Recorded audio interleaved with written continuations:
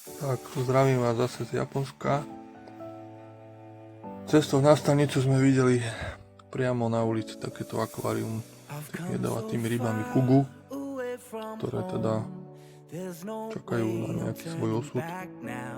Keď z nich niekto teda spraví tie tenké plátky mesa, niekto ich zje. No a potom sme sa presúvali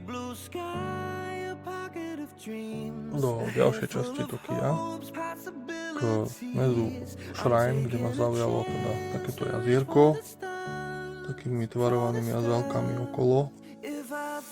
No, v tej teda plytkej vode som našiel nejaké ryby a takúto volávku, ktorá nechápem prečo vôbec sa nebojí, ale sedí na mieste.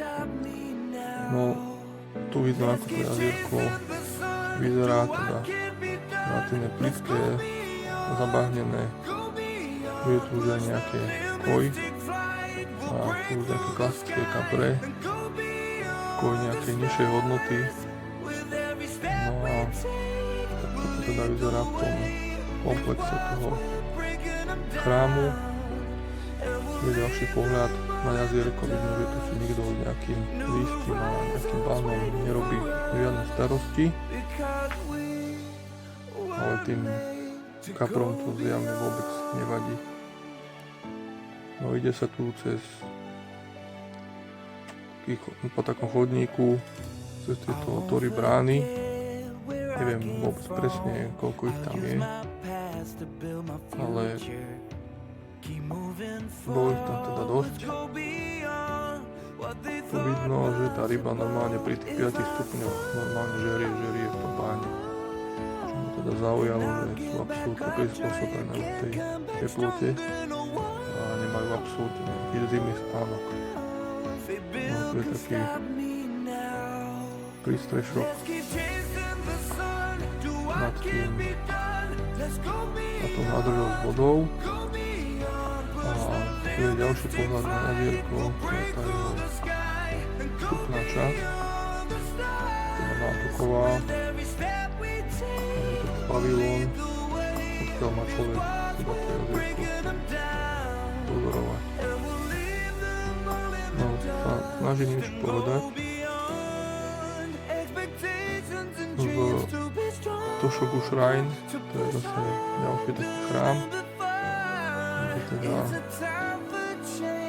je nejaká ďalšia volávka a aj s invazívnou korytnačkou písmenkovou. No tu sa čosi robí, dokončuje sa nejaká koncová časť toho jazírka, kde zase je nejaký perforovaný nejaké nádoby, odkiaľ zrejme čerpajú vodu, nejaké vrece s pieskom a zrejme to niečo dokončujú, čiže to robia to nejak veľmi podobne, ako to robíme aj my u nás doma. No, blížime sa teda k tomu chrámu Toshogu. No a ten je takýto celý pekný, pozlatený. Dnu sa nedalo dostať, ale zvonka teda vyzerá veľmi pekne. No potom sme sa presunuli do Ueno parku, tu sa to snaží nejak roztočiť tá pani, čo si vyspevuje po japonsky. A to je teda miesto, kde tí Japonci chodia vo svojom voľnom čase a majú tam teda Národné múzeum, ktoré vidno vzadu, nejaké ďalšie múzea, tam je vstup do zoologickej a sú tam veľké plochy, na ktoré teda sa môže aj vstupovať a nejakým spôsobom tam tráviť čas.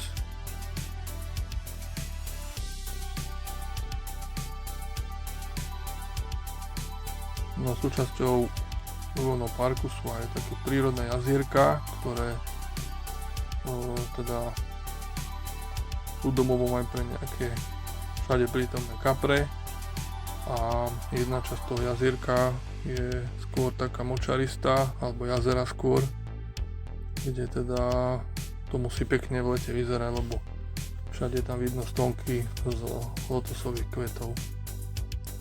No, tu som sa bol pozrieť v nejakom rybárskom obchode, špecializovanom na lov na muchu, čo teda ja robím, a som sa tam teda nejakým spôsobom snažil nájsť niečo, čo tam je iné ako u nás, a som povedal, našiel veľa, ale s tým vás nebudem zaťažovať.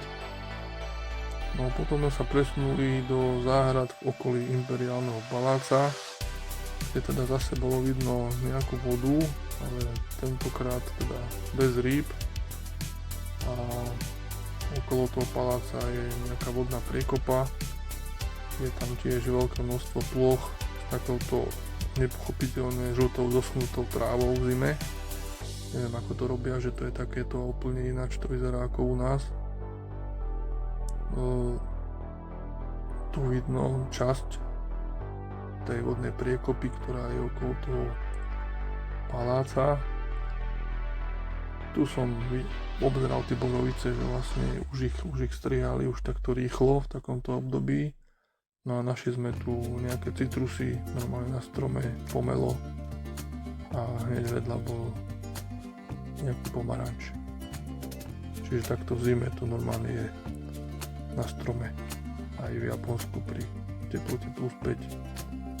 No z tých stoviek borovic, ktoré sú v okolí toho paláca, tu teda títo páni musia nafúkané ihličie takto pracne loviť. Tu sú tie stromy tvarované, je tam obrovské množstvo, a každý si na to môže pozrieť, že akým spôsobom sa to dá tvarovať, do akého štýlu, a možno sa o niečo také pokúsiť aj doma.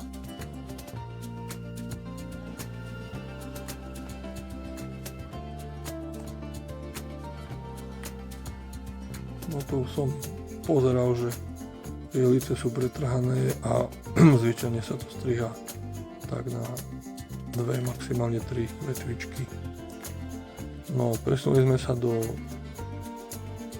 Shinjuku Garden, čo je teda zase taká záhrada, a súčasťou jej bol nejaký skleník, kde teda v tom skleníku sú teda rôzne tropické rastliny, a hľadal som tam, či tam sú teda nejaké vodné prvky.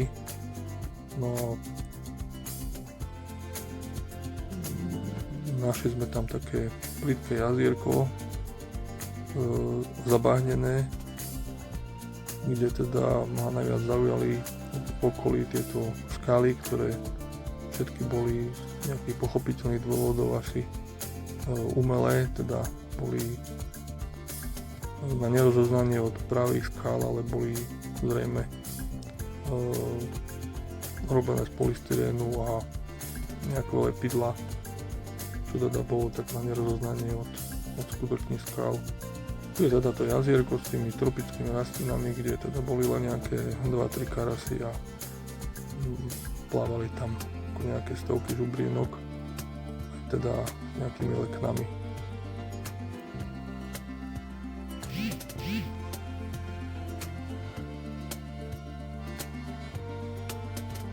No tu vidno tie veľké plochy v okolí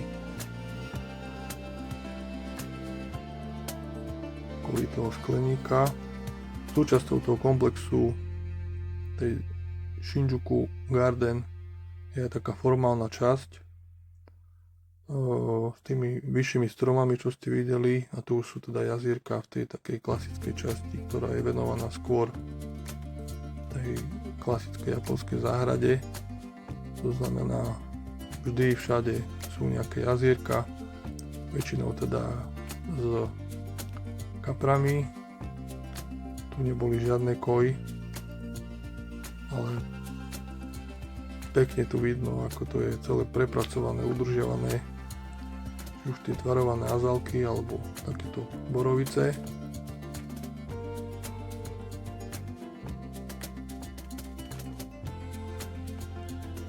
Súčasťou je takýto, volá sa to, že tajvanský pavilón.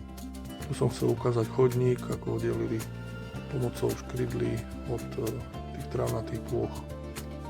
No, vidno, že tie borovice sú už teda zrezané, pretrhané ihličie a pekne vidno, že táto jedna je ako podopretá tými špagátmi, aby sa nemohli zlomiť konáre pod váhu snehu. No, keď to teda robili tie nejaké udržiavacie práce, tak nejaké vetvy tu ostali v tom jazierku a čomu sa asi vrátia neskôr. Tu je popísaný nejakým spôsobom ten tajvanský pavilón, že prečo vznikol, kedy vznikol, z akého dôvodu. A ďalšie časti sú tu teda také 3 veľké jazera nad sebou, ktoré sú nejakým spôsobom prepojené a v okolí sú takéto natvarované borovice. Pre porovnanie s mojou rukou vidíte, že aké to má asi vek. To budú asi nejaké stovky rokov, lebo keď tú borovicu pretrhávate, tak je rast dosť výrazne spomalujete. No tu pekne vidno, že ako sa to robí. To isté, čo robíme u nás s bonsajmi. No tu je taký mostík, ostrovček, ďalšia časť jazera. Tu smerujeme do časti, kde bol taký suchý potok, ktorý ale je zrejme len v tomto období suchý, lebo vidno tam, že pokiaľ je asi v normálnom stave voda. Ďalšie jazierko s ďalším ostrovčekom a tu teda pozerám na detail toho ukončenia brehu, kde si teda pomohli nejakými brvnami a v ďalšej časti to už teda spravili betónom. No ono pekne vidno, že ako za tými brvnami je geotextília, je to dosypané štrkom. Tu je takýto mostík s prefabrikátov, takýmto pekným prepracovaným zábradlím a jeho kovovými prvkami. Celkový pohľad na jazierko. A tu keď sa to priblíži, tak vidno, že ako sú tie brvná, to je to vidno, ale vidno, že tam je drôt, ktorý je teda zrejme prekotvený s nejakou časťou tých brvien ku brehu.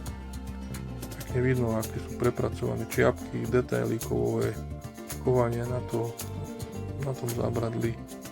No, tie vodorovné prvky sú zadlabané dovnútra tých stĺpov. Tu uvažujem, že ako je to asi prekotvené. No a tam vidno vľavo, že sú tam nejaké diery, ktoré sú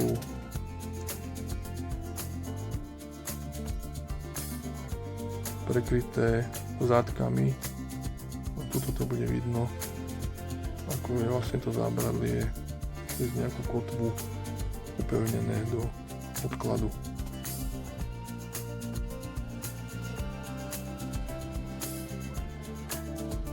No, s týmto sa s vami nejak lúčim a teším sa teda na zajtrák.